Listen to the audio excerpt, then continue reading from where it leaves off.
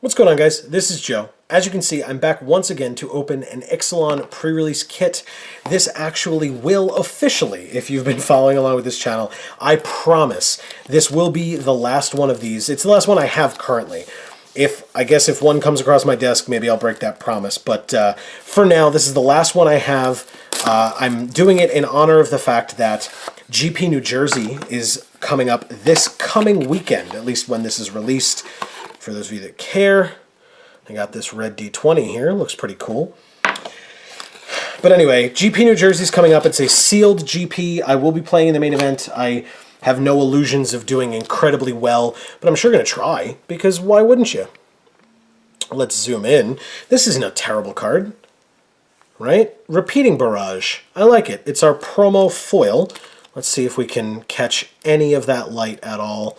There's not amazing light in here. Let's see what we can do. All right. It's actually just not that amazing of a foiling pattern, to be honest. The background looks nice. It's probably about it. And look, there's a shining Aerosaur up in the top corner. I like that card too. But anyway, we'll leave that on the side. As usual, I'm going to open these 6 packs because it is a pre-release kit. We're going to talk about what kind of a deck I could make, I would make, and we'll see how good my deck making skills are before GP New Jersey, because if you've been watching along with my drafts, God knows I can't draft to save my life. And stay tuned, there's another one on Saturday. So, all right, let's make sure everybody can see exactly what we've got here. We start with the Queen's Agent, Brazen Buccaneers, Legion's Judgment, Skullduggery, Depths of Desire, River Herald's Boon, a Paladin of the Bloodstained, a Gilded Sentinel, a Thrash of Raptors, Crushing Canopy, Deep Root Waters is our first uncommon. I like this card. Ixalan's Binding, speaking of cards I like, is the second, and it's the first Story Spotlight card. And a Deathless Ancient is the third. And our rare or mythic in our first pack is a Bishop of Rebirth. It's a vampire. It's a great card. I like it a lot. In the vampire deck, it works out really well. The vampires are kind of low-costing, trying to be a little bit less expensive, and so you get some of them back if they get traded off and die. Behind the Bishop, a Mountain, and a Treasure Token.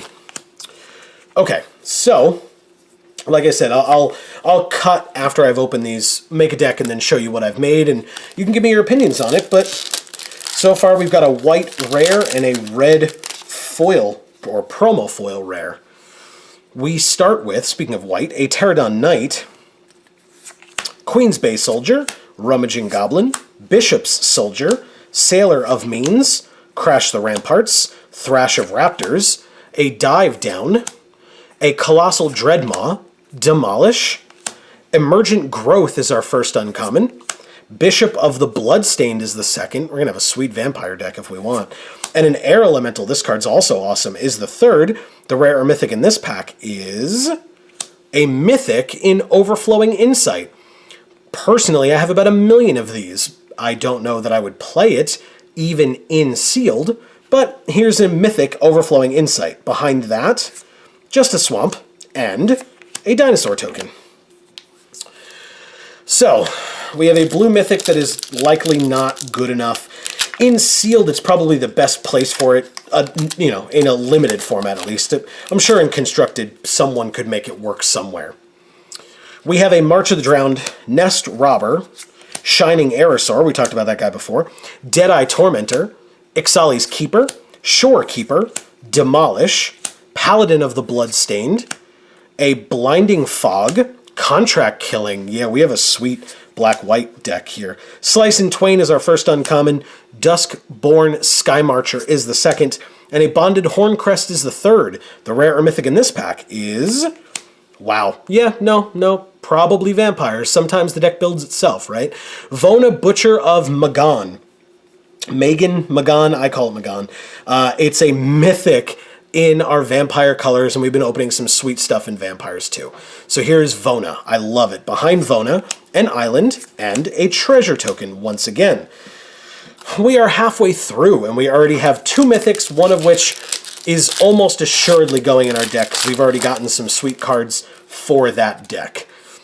We have a Direfleet Hoarder, Dual Shot, Legion Conquistador, Mark of the Vampire, Blossom Dryad, a Storm Sculptor, a Dive Down, Grazing Whiptail, Demystify for the sideboard, Skymarch Bloodletter, a Dusk Legion Dreadnought. I don't know if it's good enough, but it's a possibility. It's our first uncommon. Stormfleet Arsonist is the second, and a Raging Swordtooth is the third. Our rare or mythic in this pack is a Rampaging Ferocidon. This is actually some value, because it goes in Ramanop Red, in some Ramanop Red lists. I don't know if it goes in this deck, but in terms of value, that's nice. I like opening product and getting something out of it. Behind that, a Plains and a Vampire token. 2 packs left. We have the Hijack Angrath pack as our second to last here. And we get Looming Altasaur to start. Storm Sculptor, Blossom Dryad, Run Aground, Unknown Shores, Swashbuckling, a Headwater Sentries, Vanquish the Weak, removal's important, Pirate's Cutlass, Dinosaur Stampede is our first uncommon. That's a nice card, not necessarily for the deck we were looking at, but maybe we can try to make a different one, who knows. Atsakan Archer, and a Dire Fleet Captain. And our rare or mythic in this pack is a Tocatli Honor Guard. Okay, this might be actually a pretty good sideboard card depending on what your opponents are playing.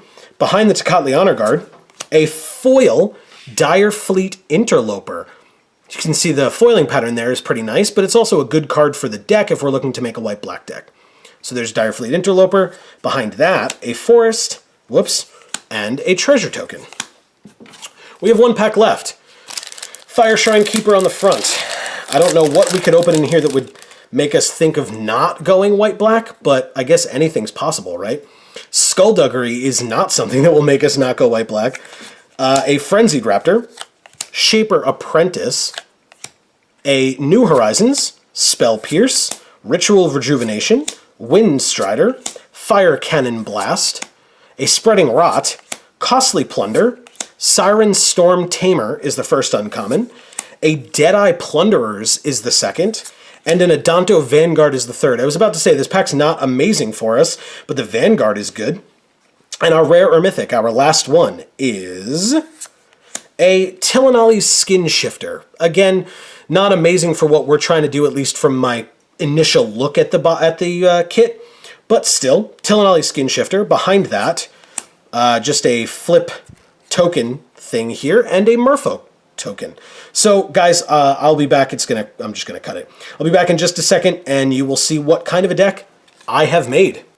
Okay, so as promised, with looking through the cards, I did make a vampire deck. It's basically a Vona Butcher of Magan deck, because I had enough good black and white. Now, by enough, I mean I had to make some concessions. I had to put in Tocatli Honor Guard no matter what, because it was kind of, I was a little short on playables.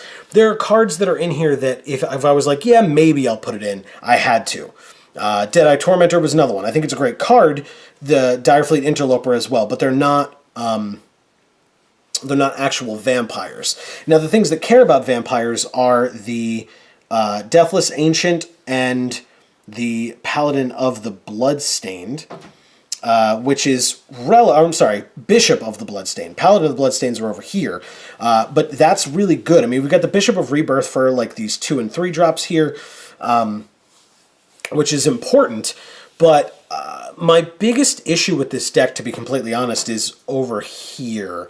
We are very heavy. I mean, we've got 4 5 drops, 2 6 drops, 3 4 drops, which is not bad, but once you move into 5 and 6 territory, especially in a faster format like this. Now, I understand I'm talking about draft. This is sealed, right? Draft is the fast format, but in sealed, it could still be somewhat fast depending on the deck that you're playing against. So I think this deck is okay for sealed. I do have in my sideboard, I have Spreading Rot, as you guys saw that I opened, as well as Demystify, just in case I come across somebody who's splashing, so I can use that Spreading Rot. If they're like lightly splashing for a powerful card, I can board in that Spreading Rot and kind of take them off that. Plus they lose 2 life, which is just nice. But it's another 5 drop, so it's something that I have to really consider. or the Demystify if they're playing some kind of an enchantment that I want to get rid of, like an Ixalan's Binding. So with my removal suite, I mean, again, you guys saw me open it, but we've got Vanquish the Weak and Legion's Judgment for either end of the spectrum, 3 or less and 4 or greater. We've got unconditional removal in Ixalan's Binding and Contract Killing. We've got a Mark of the Vampire to put on a creature. It's not the best. That was one of the ones where it was like, I don't know if I want to put this in here, but to be fair, I needed a 23rd. And we have 2 Skullduggery. I actually like Skullduggery a lot. I think it can do really, really good things for combat. So we've got that going on as well. But my main question to you guys, I like to leave you guys with questions at the end, is with cards that I opened, such as Tillinelli's Skin Shifter, Rampaging Ferocidon, Fire Cannon Blast, Dinosaur Stampede, and my promo foil Repeating Barrage, among others, as you guys saw, should I have at least considered taking out one of these 2 colors for red? Again, I know that it means I would have had to get rid of the Vona, but I always like to check with you guys to see if, did I get blinded by the Mythic? Right? Obviously, I didn't play the Overflowing Insight, which is also a Mythic, but this is a much better Mythic, and we did open some sweet white and black. Is it too high drop, though? You guys let me know your opinions. This is the deck that I chose to make.